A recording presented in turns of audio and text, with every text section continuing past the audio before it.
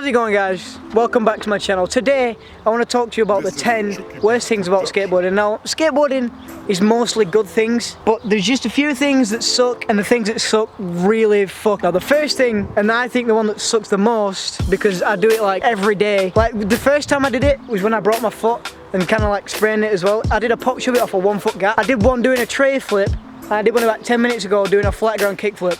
So it normally happens when you're not expecting it. But when it happens, you're out of skating for about a week. If it's bad, you'll be out for like a month or so. The next one relates to the first one, is when you injure yourself, you sat at home with ice on your ankle or something, just watching skate videos all day, and all you want to do is ride your skateboard. Normally, you know, you think about skateboarding a lot of the time in the day, but when you're injured, it's literally the only thing you think about. You don't eat.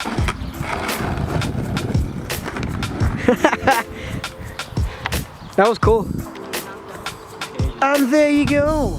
Oh my god. So now we are at a different location. We moved from the skate park to here. Tip number 3. Tip number 3. It's not a tip video, is it? When it rains, you'll plan a session. You'll have like a full-on group chat going. You'll be like, right lads, we're gonna go and skate. We're gonna have a sick sesh. It's gonna be great. You wake up in the morning and the floor is just soaking wet. You check the weather forecast. Rain all day. Number 4 is when you're trying a trick for hours and hours and you can't get the trick, and then someone who's better than you turns up. Whoa! Oh my god, no, there's syphilis on it. So you're trying a trick for hours, and then a guy who's better than you, stop throwing syphilis around. And there's a guy who's better than you that turns up to the skate park or wherever you are, sees that you're trying his trick and just does it first try. And you, 1, it's just something you should never do. 2, it just makes you feel like you're shit at skating. And 3, it just pisses you off so much. I know how this feels. I was trying to do a fucking, right, the exact trick I was trying was a heel flip down a 2-set, and I was trying it for fucking hours. And do you know that guy who I said before, but I'm editing out the video? Yeah. Do you know the guy? I know the guy. The guy, he just turned up and did it first try. So every time I see him now, Right, this track, it just pisses me off just to look at him. It's 5 is when he's doing a gap or a stair set and he's going well. You stick it a couple of times, you know, it just happens. And then all of a sudden your board flies off to Narnia. You land on the floor without the board, heel bruise occurs. Basically what heel bruise is, it's in the name. You land all your weight on your heel and it just like prevents you from being able to walk and function like a normal human being should. And it goes without saying that you can't skate with a heel bruise. It's not as bad as rolling your ankle. It's probably on par on a pain level, but it heals quicker. I see it. Hey! Number 6 is when you're doing a flip trick. It's normally a flip trick. Sometimes it can happen when you do pop shove it. I know it's happened to me a few times. Is when you land primo.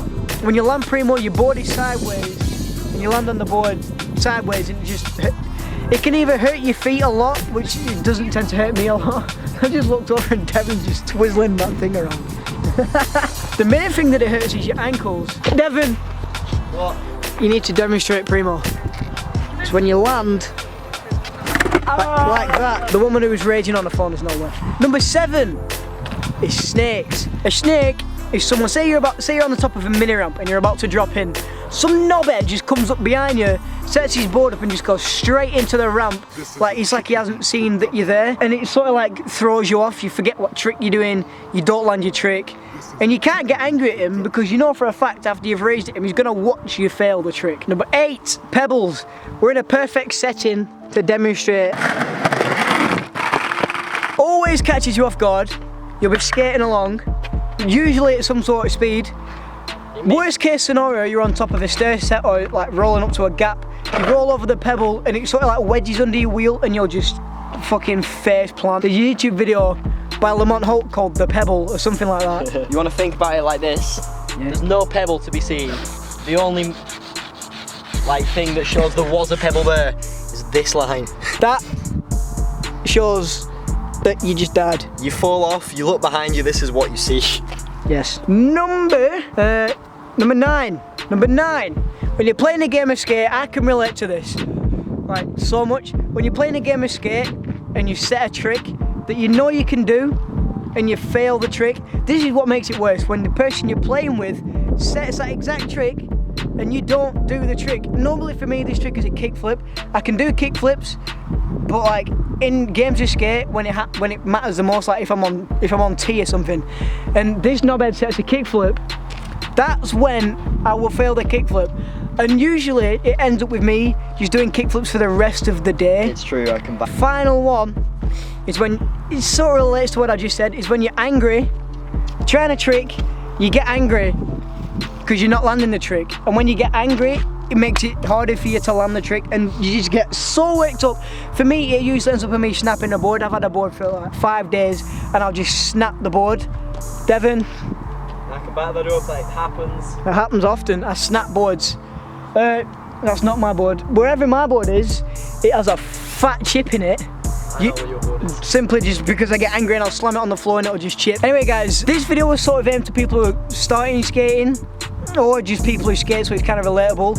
Things to watch out for, things that happen that you can relate to, the very worst things that happen in skateboarding.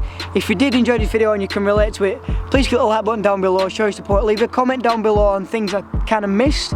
If there's enough, I'll probably do the second episode of this. Also subscribe if you did enjoy this video, you want to see more videos from me. If you are a beginner skateboarder, I have a series on my channel that will show you the absolute musts.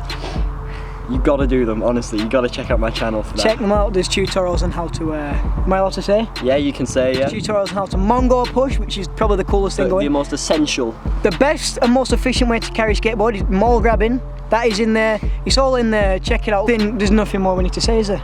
Nope. Catfish in a barrel. Goodbye.